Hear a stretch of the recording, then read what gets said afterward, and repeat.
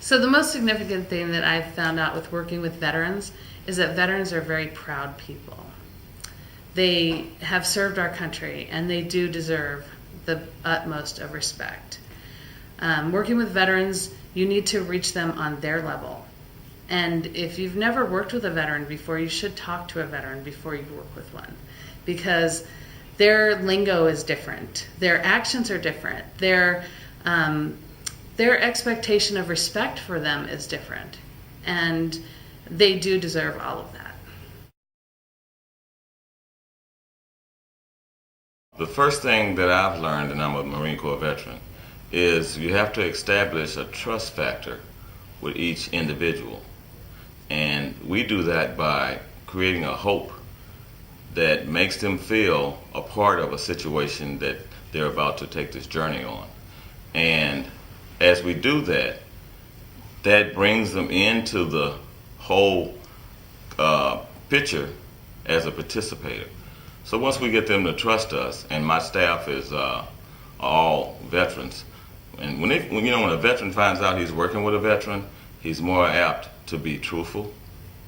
He's more apt to give you a full story of where he's at, and we pride ourselves at meeting them where they're at and taking that journey with them back into self-sustainable care for themselves. Well, as far as what gives me pleasure and makes me happy I'm doing the work, when I go to my veterans' houses and when I meet veterans that we help find employment, having them tell me they're so happy to have a place to stay, or having them tell me they're finally off the street, or having them tell me they finally got employment, okay, and they're finally earning a paycheck, because it's a funny thing about earning a paycheck. You feel better about yourself when you're earning a paycheck. You feel like you're a member of society. You feel like you're contributing. You feel like you're actually contributing to society and being a part of it, instead of being the recipient of programs like welfare and that sort of thing and just receiving a paycheck. And then the veterans who we finally give a place to stay, several of them have toured our houses and they're so impressed with how it is. I mean, they have their own room, they have internet, they have television, they have their own kitchen, they can cook their own meals. And we try to give them a feeling that this is their home for as long as they're there. And a lot of them have really expressed appreciation for how good the quality of the housing that we give them is. So that gives me a really good feeling to have somebody saying, I'm glad I'm finally off the street, I'm glad I have a place to stay, glad I have a roof over my head, I'm glad I'm finally earning a paycheck, I'm glad I finally got some training so that if I decide to leave the job that I have, I can take the training that you guys gave me and transfer it to another job in case I want to get something that's better or more suited for me. That's what really anybody who works with veterans, that's going to give you your best feeling right there, is having the veterans themselves express to you how grateful they are for what you've done to them. But you also have to give that back. You also have to tell the veteran, we're happy that you're grateful, we're happy we can help you, but a lot of what happened is something you did for yourself. Okay, you came to us and said, look, I need help. It's a big barrier for some veterans to admit they finally need help. You came to us and said, look, I want to get this training, I want to enter this program, I want to get this job. So they have to have the wherewithal to go ahead and seek it out and come to us and let us assist them. So it's a feeling you get a good feeling on both sides. You get a good feeling that you managed to help them, but you also see them helping themselves, which is also another really good feeling. Practicing empathy does not just mean listening. It means fitting in that conversation that this person, that veteran, has created.